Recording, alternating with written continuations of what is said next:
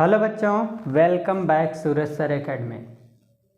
आज हम लोग पढ़ने वाले हैं class 9th mathematics chapter number 2। क्या है? पॉलिनोमियल, बहुपद। इसके पहले हम लोग पढ़े थे नंबर सिस्टम, संख्या पद्धति के बारे में। यदि आप संख्या पद्धति को नहीं देखे हैं, पहला पार्ट देखना चाहते हैं तो आपको प्लेलिस्ट में मिल जाएगा, आप वहाँ पे जाके देख सकते हैं। आज हम लोग पढ़ेंगे इस पॉलिनोमियल चैप्टर से बहुपद से पहला पार्ट। पहले पार्ट में हम लोग समझेंगे इंट्रोडक्शन। जैसा कि आपको पता होगा, थंबनेल में आप देख भी चुके होंगे, आज हम लोग पढ़ने वाले हैं क्या? इंट्रोडक्शन। तो इस चैप्टर का ये इंट्रोडक्शन देखने के बाद आप आने वाली एक्सरसाइज देख करके आसानी से सॉल्व कर सकते हैं। कहने का मतलब किसी भी क्वेश्चन में आपको कोई भी डाउट आने वाला नहीं है। यदि आप इस चैनल पे नए हैं तो वीडियो को लाइक कर दें, चैनल को सब्सक्राइब कर दें और अपने दोस्तों के साथ शेयर कर दें।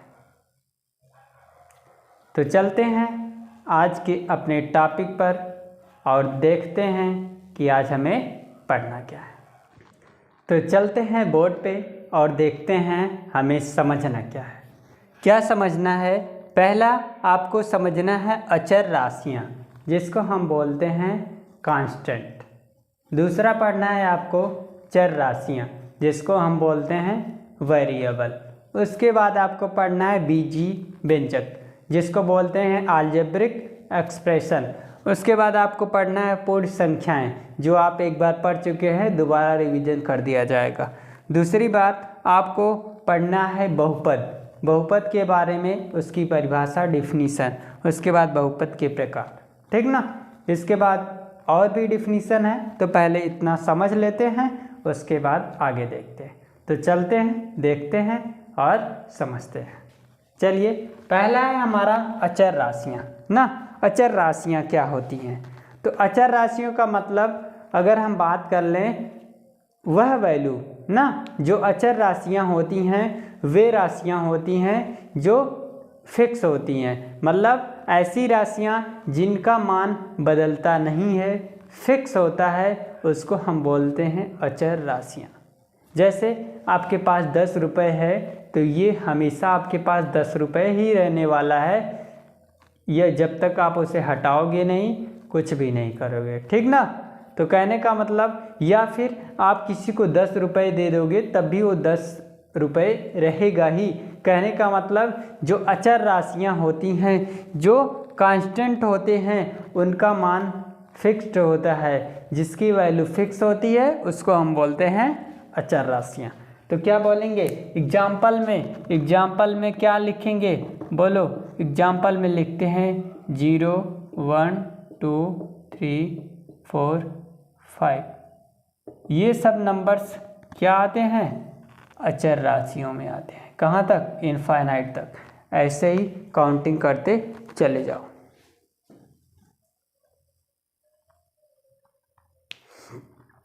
जिसकी वैल्यू क्या होती है?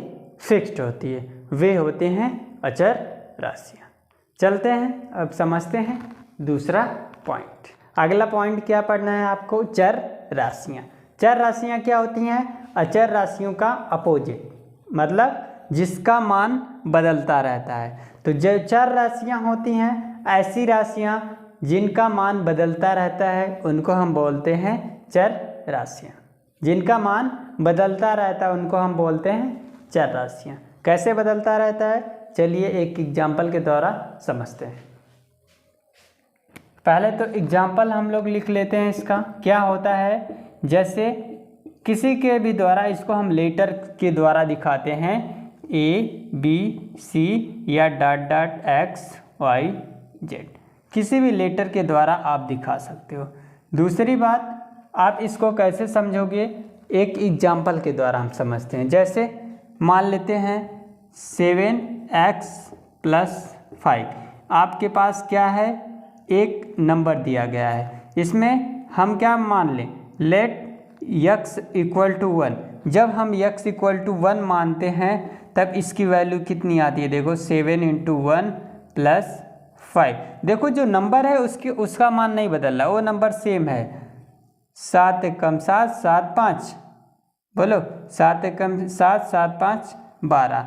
यदि हम x = 2 मान लें यहीं पे, तब क्या होगा, यहाँ 7 × 2 + 5 = 7 दूनी 14 14 5 19।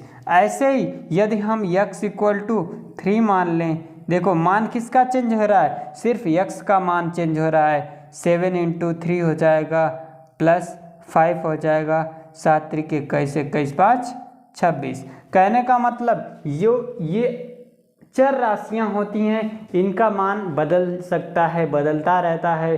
जब हम क्वेश्चन को सॉल्व करते हैं तो चर राशियों का मान बदलता रहता है, और जो अचर राशियां होती हैं उनका मान फिक्स्ड होता है। ठीक ना, मतलब निश्चित होता है। आई होप आपको दोनों बातें समझ में आ गई। तो चलते हैं अगला पॉइंट समझते हैं। अगला पॉइंट है आपको समझना है बीजी व्यंजक ना। अब बीजी व्यंजक क्या होते हैं इसको समझ लेते हैं।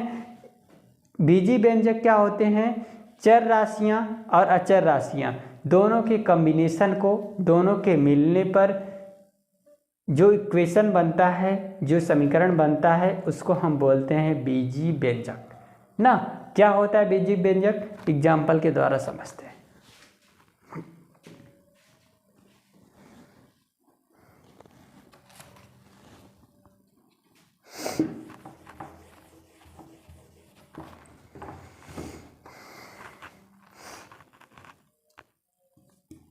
जैसे हमने क्या किया, यहाँ पे नंबर लिया और यहाँ पे लेटर्स ना, नंबर और लेटर।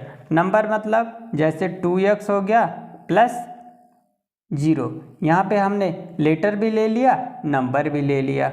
अगला क्या लिख सकते हैं हम, और सारा इसी में लिख लो, 4x + 5 9x² + 9 ना। देखो इसमें लेटर और नंबर्स दोनों हैं, मतलब अक्षर और अंक दोनों हैं, मतलब चर और अचर दोनों हैं। तो चर और अचर के कॉम्बिनेशन को हम क्या बोलते हैं, बीजी व्यंजक।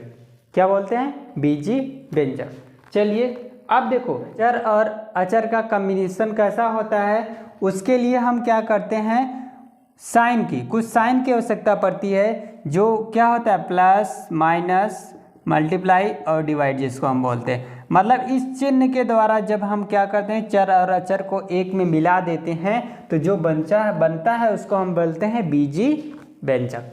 क्लियर। तो चलते हैं देखते हैं अगला नंबर है पूर्ण संख्याएं।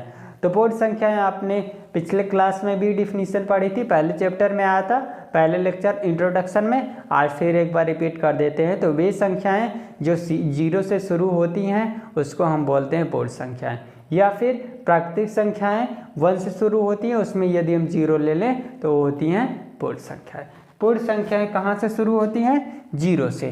तो हम इसका एग्जाम्पल क्या लिखते हैं, पूर्ण संख्याओं का एग्जाम्पल 0 से शुरू होने वाली संख्याओं को हम क्या बोलते हैं, पूर्ण संख्याएं बोलते हैं। ऐसे ही इनफाइनाइट तक कर सकते हैं। ठीक ना। अगला पॉइंट है बहुपद ना। अब समझिए बहुपद, पाठ का नाम भी हमारे बहुपद ही है। तो इसको आप लोग ध्यान से समझिएगा, इजी वे में, बहुत आसान भाषा में समझिएगा। बहुपद वह इक्वेशन, वह समीकरण जिसका घात क्या हो, पूर्ण संख्याएं हों, उसको बोलते हैं पॉलिनोमियल बहुपद। क्या हमने बोला कि वह समीकरण जिसका घात 0 1 2 3 4 5 इनफाइनाइट तक हो, कोई भी नंबर हो, उसको हम क्या बोलने वाले हैं, बहुपद बोलने वाले हैं। अन्यथा कुछ नंबर अलग भी आ जाते हैं कभी कभी, तो उसको हम बहुपद नहीं बोलेंगे। चलिए तो इसको समझते हैं एग्जाम्पल के द्वारा। जैसे मान लेते हैं 4x² है +5 ना, 9x है, ठीक। यहाँ पे मान लेते हैं x है। यहाँ पे ये 2 पॉइंट आपको दिख रहे होंगे, जहाँ पे बहुपद की घात इसमें 2 है और इसमें 1 है ना। क्लियर। तो ये 2 और 1 तो हैं, पूर्ण संख्या हैं, लेकिन ये क्या है, इसको हम क्या लिखते हैं, x⁴ 1/2। आपको पता होगा स्क्वायर रूट ये लगा है, मतलब कड़ी लगी है, कड़ी को हटाते हैं तो किसी भी नंबर के पावर में 1/2 हो जाता है। तो 1/2 क्या है? एक रेशनल नंबर है। क्या होल नंबर है? पूर्ण संख्या है? नहीं। तो पूर्ण संख्या नहीं है तो ये क्या होगा? बोलो, पॉलिनोमियल या बहुपद कहलाएगा? नहीं कहलाएगा। तो इसलिए कहते हैं कि बहुपद क्या होते हैं? जिनके घात क्या होते हैं? पूर्ण संख्या होती है, उसको हम बोलते हैं बहुपद। क्लियर? डेफिनेशन समझ में आ गई, एग्जाम्पल समझ में आ गया। तो चलते हैं अगली परिभाषा समझते हैं। अगला पॉइंट आपको पढ़ना है बहुपद के प्रकार ना। जो बहुपद का प्रकार पढ़ना है आपको 2 टर्म में पढ़ना है ना। कितने टर्म में? 2 टर्म में। पहला जो आपको पढ़ना है घातों के आधार पे, घातों के आधार पर, और दूसरा पढ़ना है पदों के आधार पे।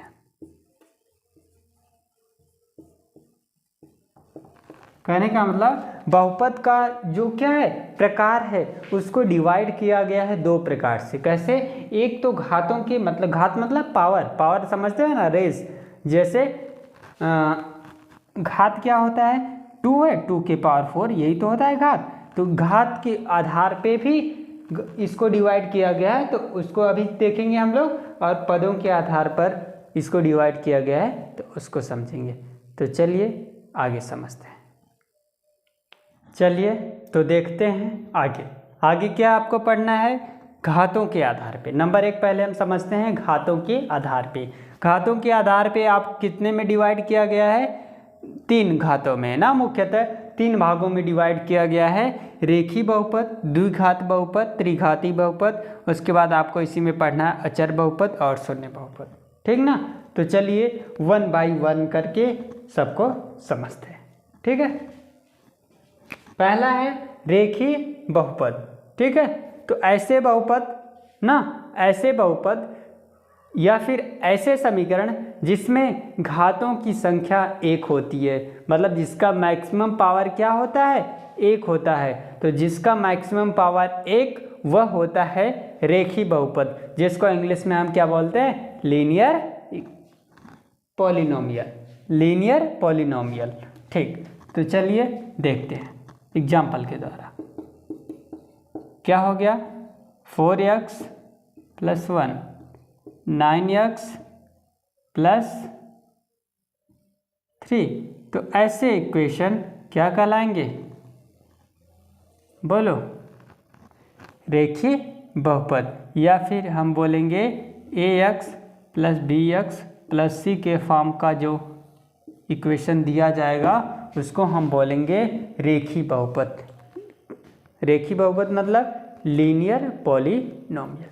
ठीक, चलते हैं दूसरे पॉइंट को समझते हैं। दूसरा पॉइंट है द्विघात बहुपद। इसमें मैक्सिमम पावर कितना था? मैक्सिमम पावर कितना था? 1 था। मतलब घात कितना था? 1 था। लेकिन इसमें घात की संख्या अधिकतम कितनी होनी चाहिए? 2 होना चाहिए। जिसमें मैक्सिमम घात 2 होगा उसको हम बोलेंगे द्विघाती बहुपद। तो चलिए एग्जाम्पल देखते हैं। एग्जाम्पल इसका हो गया 2x² + 5, 9x² + 8x। या फिर बोलेंगे जो इक्वेशन ax² + bx + c के फॉर्म में होगा उसको हम बोलेंगे क्वाड्रेटिक इक्वेशन, 2 घात समीकरण। क्लियर? कहने का मतलब कुछ एग्जाम्पल आपने लिख लिया, 2x² + 5, 9x² + 8x। उसके बाद हम बोलेंगे कि जो इक्वेशन इस इक्वेशन के फॉर्म में होगा वह होगा इक्वेशन की 2 घात बहुपद। ठीक ना? अब समझते हैं थर्ड वाला। थर्ड वाला है त्रिघात बहुपद। ऐसे बहुपद जिसमें अधिकतम घात की संख्या क्या होनी चाहिए? बोलिए, 3 होनी चाहिए, उसको हम बोलेंगे त्रिघात बहुपद। कितने? त्रिघात बहुपद। इसमें घातों की अधिकतम संख्या 3, तो उसको हम बोलेंगे त्रिघात बहुपद। कैसे? जैसे 3x² + 5x + 9। मैक्सिमम पावर कितनी होनी चाहिए? 3 होना चाहिए, तो इसको हम 3 कर लेते हैं ना। 9x के पावर 3 प्लस 4, यह क्या हो गया मैक्सिमम घात 3। तो कहने का मतलब जिसमें अधिकतम घात क्या होती है 3 होती है वो होगा क्या, बोलो अधिकतम घात 3, तो उसको बोलेंगे त्रिघाती बहुपद। अगला पॉइंट हम समझते हैं। अगला पॉइंट क्या है, अचर बहुपद। अचर बहुपद मतलब जिस समीकरण में अक्षर ना हो, मतलब चर ना हो, ऐसे बहुपद जिसमें सिर्फ अचर होते हैं उसको हम बोलते हैं अचर बहुपद ना, अचर बहुपद। क्लियर। अचर मतलब क्या आप समझ रहे हैं, बोलो डिफिनीशन। अभी आप समझे थे अचर की डिफिनीशन। अचर मतलब नंबर्स होते हैं। तो कहने का मतलब जैसे कोई नंबर हो गया 42, 93, ऐसे इस नंबर को हम क्या बोलते हैं, कौन सा, अचर बहुपद। ठीक। अगला पॉइंट इसी में आपको पढ़ना है, शून्य बहुपद। कहने का मतलब जिसमें बहुपद की घात क्या होनी चाहिए, शून्य होना चाहिए, उसको हम बोलते हैं शून्य बहुपद, जीरो पॉलिनोमियल। बहुपद की घात क्या होनी चाहिए, शून्य होना चाहिए, जीरो होना चाहिए, उसको हम बोलते हैं शून्य बहुपद। क्लियर। जैसे कोई क्वेश्चन ही लिख देते हैं 4x की पावर 2 ना, तो ये चीज़ जिसमें मैक्सिमम पावर कितना होना चाहिए, 0 होना चाहिए, उसको हम बोलते हैं शून्य बहुपद। आई होप आपको ये बातें समझ में आई होगी। तो चलते हैं अगले टर्म को समझते हैं। अगला टर्म क्या है, ये है घातों के आधार पे, तो दूसरा है पदों के आधार पर। अब उस टॉपिक को हम लोग समझते हैं। चलिए दूसरा टर्म समझते हैं। दूसरा टर्म क्या है, पदों के आधार पर। तो पदों के आधार पर इसको कितने पार्ट में बांटा गया है, मुख्यतः 3। क्या है, एक पदी बहुपद, द्विपदी बहुपद, त्रिपदी बहुपद। तो चलिए इसको समझते हैं। तो ऐसे इक्वेशन, ऐसे बहुपद जिसमें पदों की संख्या 1, उसको एक पदी बहुपद कहते हैं। जिसमें पदों की संख्या क्या हो, 1 हो। जैसे example 4x 9x 4x square ना, जिसमें पदों की संख्या, अधिकतम पदों की संख्या क्या होनी चाहिए, 1 होनी चाहिए, उसको हम बोलते हैं एक पदी बहुपद। इंग्लिश में क्या बोलते हैं, मोनोमियल पॉलिनोमियल। ठीक। जिसमें टर्म कितने होने चाहिए, ओनली 1 टर्म। उसके बाद दूसरा टर्म है द्विपदी बहुपद। ठीक। द्विपदी बहुपद मतलब जिसमें पदों की संख्या कितनी हो, 2 हो। यस, जिसमें पदों की संख्या 2 हो। तो परिभाषा आप लोग समझ सकते हैं, जिसमें पदों की संख्या क्या हो, 2 हो, उसको हम बोलते हैं क्या, द्विपदी बहुपद। ठीक। तीसरे की डिफिनीशन बोलिए। यस, जिसमें पदों की संख्या क्या होनी चाहिए, 3 होनी चाहिए।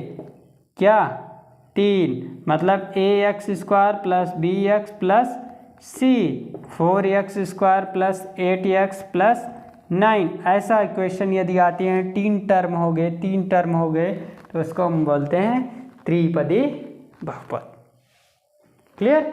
तो कहने का मतलब जिसमें 1 टर्म, उसको एक पदी बहुपद, मोनोमियल पॉलिनोमियल।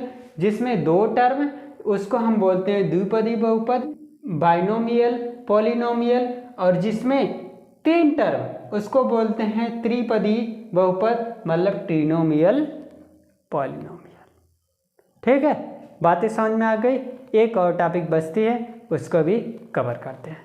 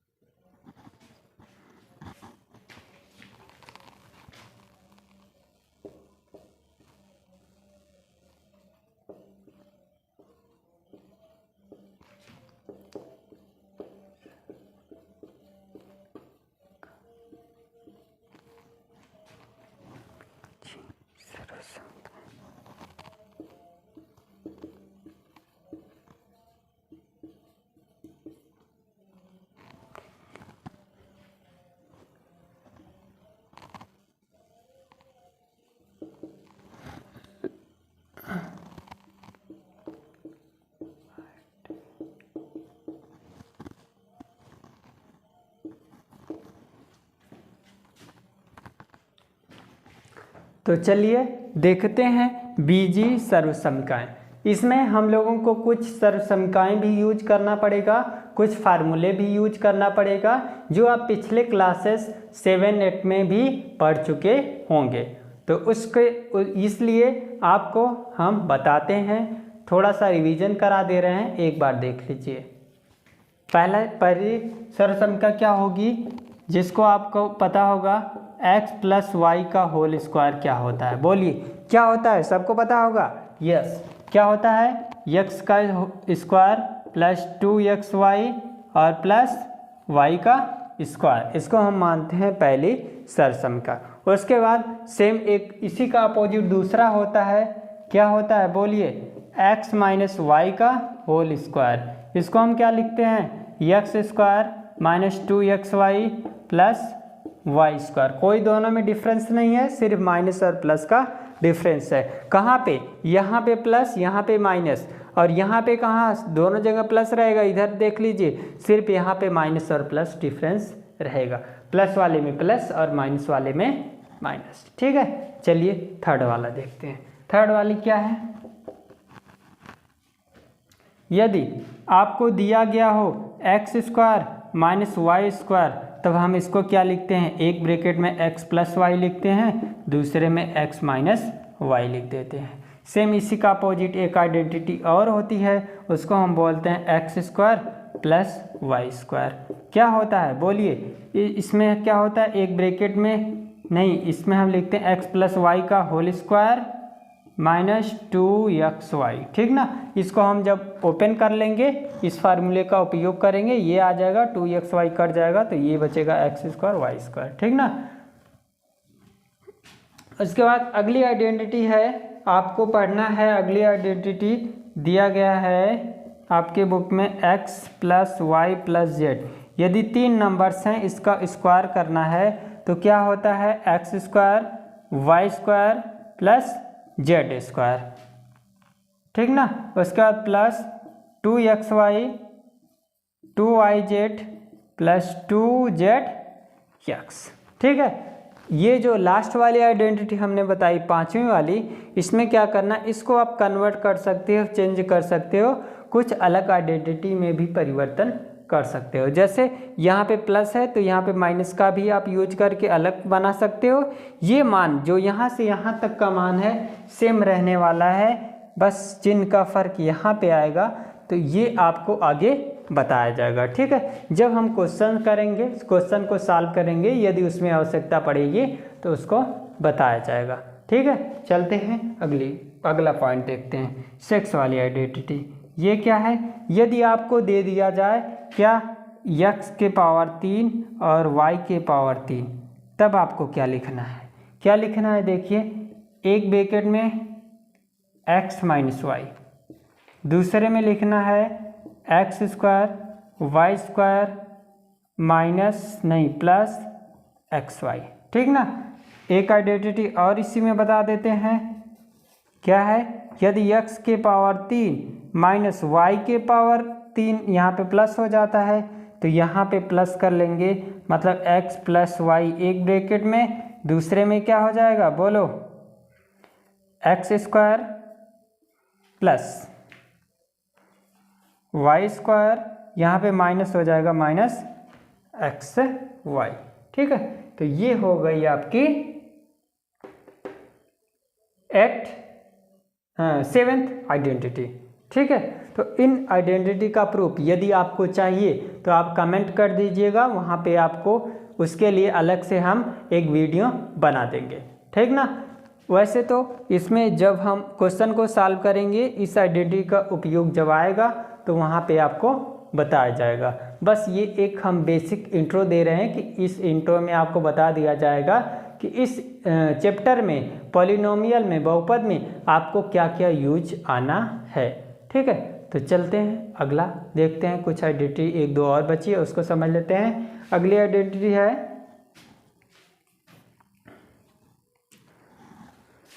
अगली आइडेंटिटी देखते हैं।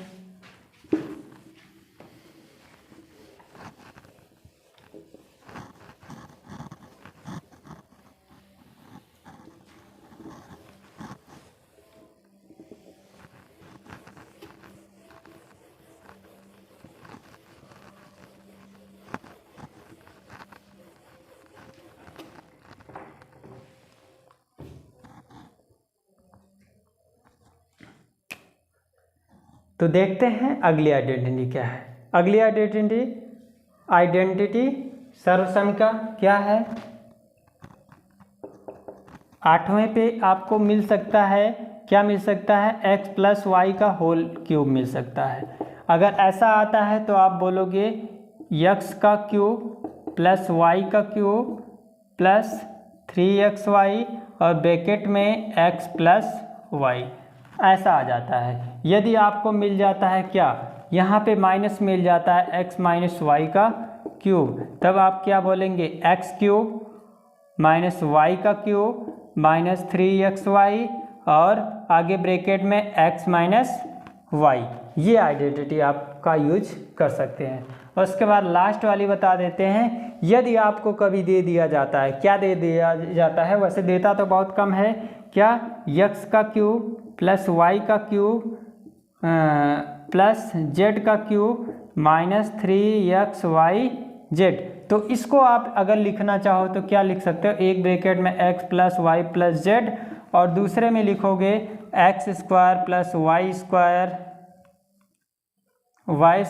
Plus z square. उसके बाद minus x y minus y z minus z x. तो ये आइडेंटिटी हो गई 10th ना। तो इतने का आपको यूज करना है, ठीक ना।